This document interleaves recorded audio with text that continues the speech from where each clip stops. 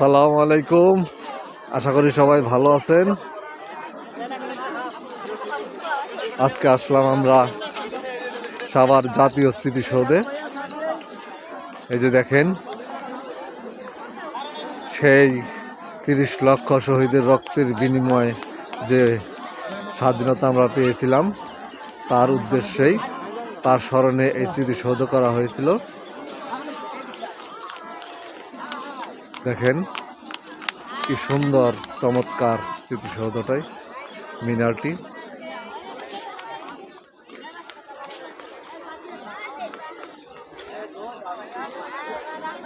এখনো অনেক মানুষ আসে বিকেল বেলা, কনকনা শীত, তারপরও দেখেন কত মানুষ আসছে এখানে বেড়ানোর জন্য।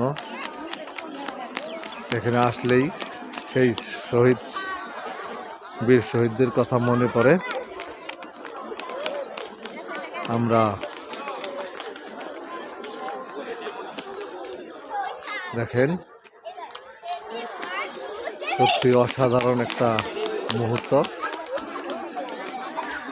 আমরা মাঝে মাঝে এখানে আসি, 16 ডিসেম্বরে আসি। সত্যি দেখেন